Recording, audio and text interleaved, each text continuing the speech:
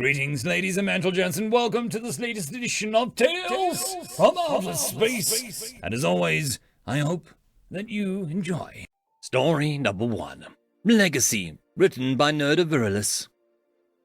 Captain Rick Basuja IX knew the declaration was the ultimate challenge of the Pilgrim.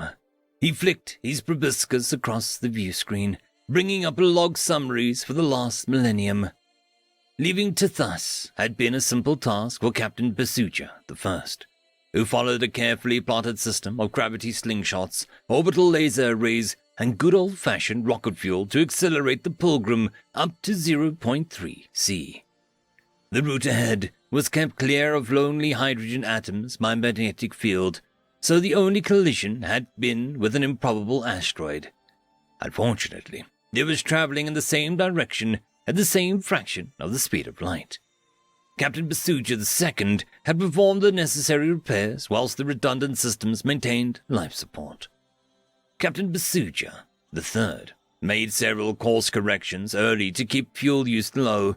Several generations then passed their lives without incident, modifying the ship's systems to save resources and appreciating the recordings of Earth.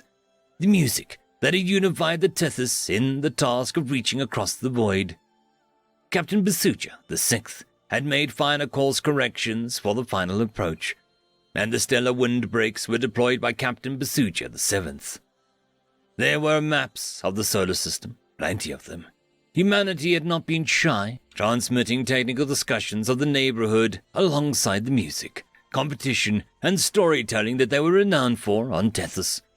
Once the Pilgrim was in rage, Captain Basuja VIII had used the Pilgrim's own instruments to correct the existing maps and run extensive simulations of the final approach. Now Rick Basuja IX was the captain. His ancestors had done their duties so that he could do his, to steer the ship down the gravity well of Sol and into that of Earth. It was a simple route. Swing around Sol and Uranus would change their course and shrug off the majority of their speed. After a final pass by Saturn, he would bring the ship into orbit of Earth. "We have detected a signal, sir." Ensign Stock Waterman the 11th pulled the captain from his considerations. The Pilgrim had received a new round of encouragement and praise from each generation of politicians on their homeworld. It made sense that there would be more as they neared the finale. "What does the Tethys have to say?" "No, sir. It's not a message from home." The ensign was visibly embarrassed. Ears pressed back as he corrected the captain. "The signal is coming from Earth." "That's The captain gave himself a moment to breathe. The Earth had been silent for thousands of years. That was the whole purpose of the strip. The idea that humanity had woken at this moment was absurd. But he knew that the crew was capable and dedicated. "Ensign, what are the humans saying?"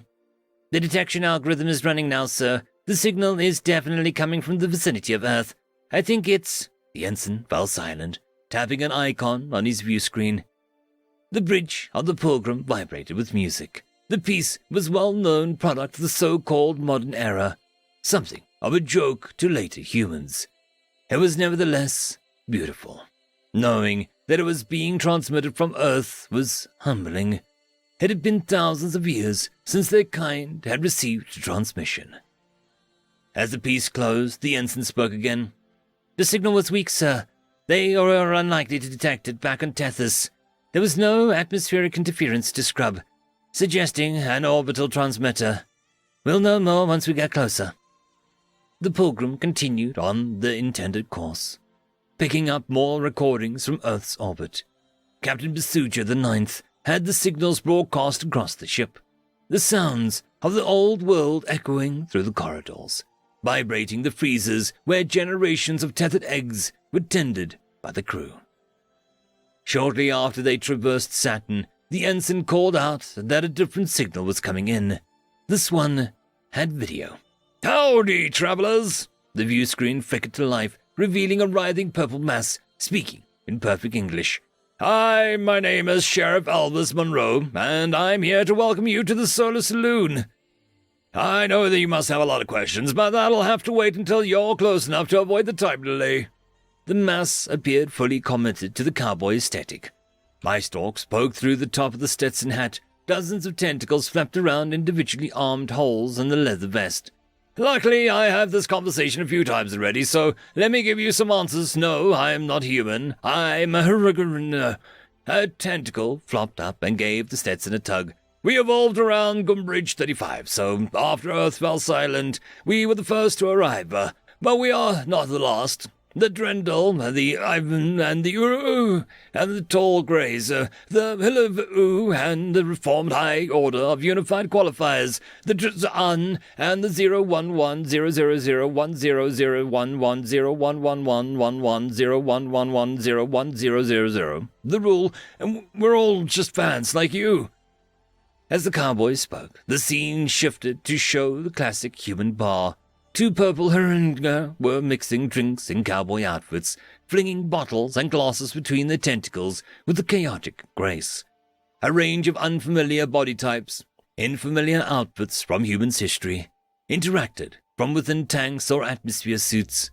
Several were humanoid in appearance, but they were unmistakably not human. We have a variety of orbital facilities. Resources are handled by our recycled ships, allowing us to focus on the important things. There's bars, clubs, studios, and arenas if listening to or recording music is your thing. Folkwave has been popular in the last few years. Over the sports ring, in 511th Football World Cup is about to start. If your species is physiologically capable, you are welcome to enter. The next Olympics will be in a couple of years away. Of course, our digital library contains the most complete collection of human text, art, and video in the universe. You'll be excited to hear that quite a lot of untransmitted work was recovered. Scenes and facilities flashed up. Scaled centaur people laughing and fluttering insectoids in the sunslit parser. The Hurricane R pilot, humanoid robot swinging a bat, sending a ball towards the starry sky. A heterogeneous crowd moving in time with flickering human holograms performing on stage. Unfamiliar silhouettes looking on as the sun set behind an empty earth. We're not sure what happened to the humans. I expect you heard the final transmissions, just as we did. There were high levels of radioactive elements in Earth's atmosphere when we arrived, but, there wasn't much left. The eye stalks retracted, and the creature paused. It didn't seem right to leave, so we didn't want to give them up. The finest bards in the universe deserve to be remembered. So, here we are. End of story. Story number 2. The Galactic Bear Trap, written by Prenther. Tral was excited to have his first posting for the Confederacy of Sovereign Systems since his training's completion. He was assigned to be the navigation officer aboard the Cleansing Light. As navigation officer, he was on the bridge during his duty and was permitted to watch the stars wherever the ship traveled. The sight of endless space and twinkling of faraway lights was something the simulators could never do justice. His excitement was significantly dampened when they arrived. Sol System, a notoriously bland star system with only one major defining feature. A life-bearing planet with sapient life currently developing its civilization and having recently sent their first mining expeditions to the natural satellite orbiting their planet. It was the worst posting in the fleet one could get. It was boring, it was tedious, and worst of all, you only went to FTL to see new stars. When resupplying and returning to a system, it was the same set of stars and galactic bodies day in, day out. The nightmare for Trell. Why do we bother watching this place? Nothing happens, no one comes through, and there is a quarantine zone over 50 light-years in radius, exclaimed the exasperated Trell, the only one who could listen being the sensor technician, Wilkes. He replied without breaking from his sensor scan. That's 'cause you're not thinking about the bigger picture. Start asking yourself why with a more constructive attitude. Well, the civilization is just now reaching beyond their home planet. Is the Confederation determining if they can reach out? Trell leaned forward in his chair towards his companion. Not quite. See, this mission has been active for about 10 years. First contact assessment finishes within the first 2. Try again. They're dangerous, and the CSS wants us to make sure that they don't get out. Closer, but not quite. So here. Wilkes moved over, showing his sensor screen. There was a minimal data. In fact, almost none.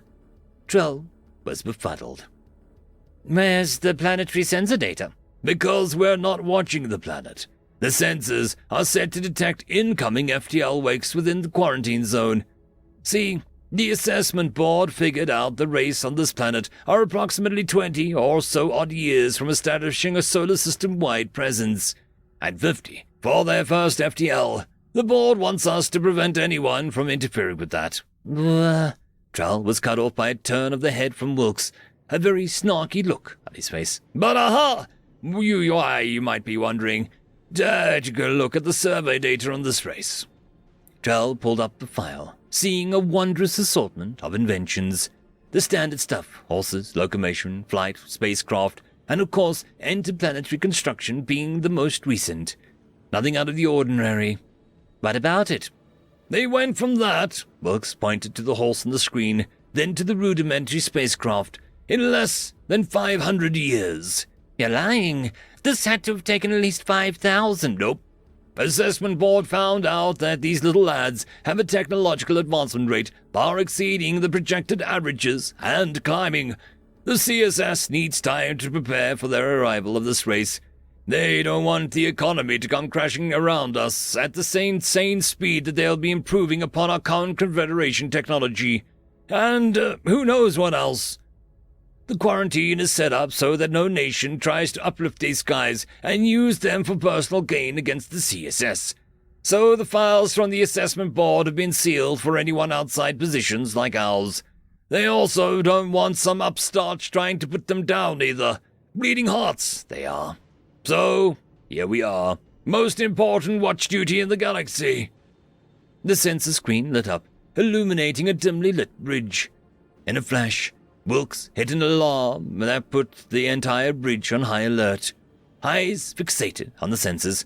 Multiple contacts jumping in close proximity at the third planet in system. It's a full expedition fleet, Captain.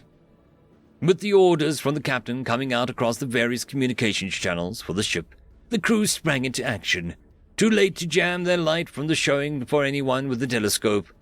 Drell was terrified. First posting in fleet, and the entire galaxy was about to change. He turned to Wilkes, a look of fear on his face. Someone just stepped on a bear trap. End of story. The algorithm reckons you should be watching this video next, and I recommend that you should be always watching my video. So, click with energy! And yes, clicking that does help the channel. Thank you very much. I just want to give a quick thanks to the Tier 5 patrons and channel members. Alithia, Barky, Fudic Yol, Cam Maxwell, Caspar Onholtz, White Van 420, Lord Asrakal, Arcalian, and Oakfield.